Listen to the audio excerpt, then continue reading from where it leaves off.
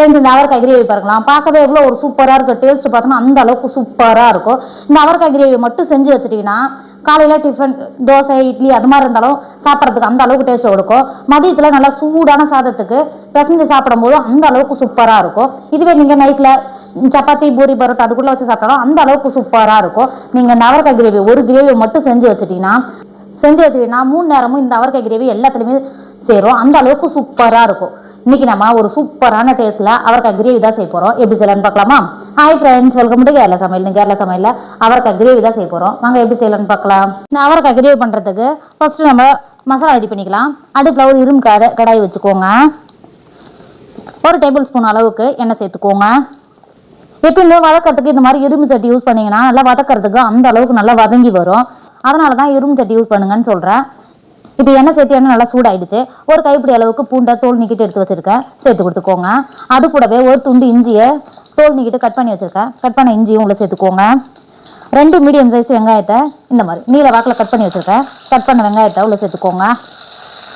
வெங்காயத்தை சேர்த்துட்டு கிண்டி கொடுத்து ஒரு 5 நிமிஷத்துக்கு வெங்காயத்தை வதக்கிக்கோங்க. வெங்காயம் கூடவே நம்ம சேர்த்த இஞ்சியும் பூண்டும் வதங்கி வரும், வதக்கிக்கோங்க. இப்போ பாருங்க, வெங்காயம் இந்த அளவுக்கு கிண்டி கொடுத்து நல்லாவே வதங்கி வந்திருக்கு. இப்போ இந்த ஸ்டேஜில் 3 மீடியம் சைஸ் தக்காளியாக நல்லா பழுத்த தக்காளியாக கட் பண்ணி வச்சுருக்கேன், கட் பண்ண தக்காளியை உள்ளே சேர்த்துக்கோங்க. நீங்கள் தக்காளி சேர்க்கும் போது புளிப்புக்கு வேறு எதுவும் நம்ம புளியை எதுவும் சேர்க்க போகிறது கிடையாது. அதனால் ஒரு தக்காளி எக்ஸ்ட்ராவே சேர்த்துக்கோங்க, கரெக்டாக இருக்கும். தக்காளி சேர்த்துட்டு தக்காளியை நல்லா குழஞ்சி நல்லா வெந்து வரும். அது வரலும் கிண்டி கொடுத்து தக்காளியை வேக விடுங்க. நம்ம சேர்த்த தக்காளியும் வெங்காயமும் எந்த அளவுக்கு நல்லா வதங்கி வந்திருக்கு பார்த்தீங்களா? இப்போ நல்லா கிண்டி கொடுத்துக்கோங்க. இந்த அளவுக்கு நல்லா கிண்டி கொடுத்துட்டு இப்போ மசாலாலாம் சேர்த்து கொடுத்துக்கோங்க. 2 டேபிள் ஸ்பூன் அளவுக்கு காஷ்மீர் மிளகாத்தூள் சேர்த்துக்கோங்க. அது கூடவே 1 குழிக்கரண்டி அளவுக்கு குழம்பு மிளகாத்தூள் சேர்த்துக்கோங்க.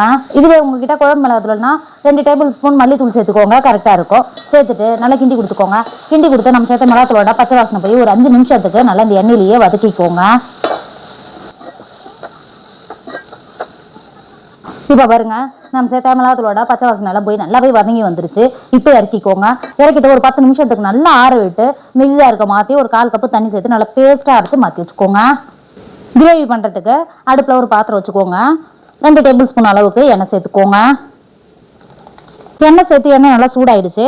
1/2 டேபிள் ஸ்பூன் கடுகு, 1 டேபிள் ஸ்பூன் பெருஞ்சீரகம் சேர்த்துக்கோங்க. இப்போ பாருங்க, நம்ம சேர்த்த கடுகும் பெருஞ்சீரகமும் நல்லாவே பொரிஞ்சு வந்துருச்சு. 2 கொத்து அளவுக்கு கருவேப்பிலை உள்ளே சேர்த்துக்கோங்க. கருவேப்பிலை சேர்த்து கருவேப்பிலை நல்லா பொரிஞ்சு வந்துருச்சு. 300 கிராம் அவரைக்காயை எடுத்து கழுவிட்டு துளி கூட தண்ணி இல்லாமல் நல்லா துடைச்சிட்டு கட் பண்ணி வச்சுருக்கேன். கட் பண்ண அவரைக்காயை உள்ளே சேர்த்துக்கோங்க. அவரைக்காய் சேர்த்துட்டு 1 டேபிள் ஸ்பூன் அளவுக்கு உப்பு சேர்த்துக்கோங்க. உப்பு சேர்த்துட்டு அவரைக்காயை ஒரு 10 நிமிஷத்துக்கு நல்லா வதக்கிக்கோங்க. பாருங்க, அவரைக்காய் எந்த அளவுக்கு நல்லா வதங்கி வந்திருக்கு பார்த்தீங்களா? இப்போ நல்லா கிண்டி கொடுத்துக்கோங்க. கிண்டி கொடுத்துட்டு நம்ம ஏற்கனவே அரைச்சி வச்சுருக்கோம்ல மசாலாவை சேர்த்து கொடுத்துக்கோங்க.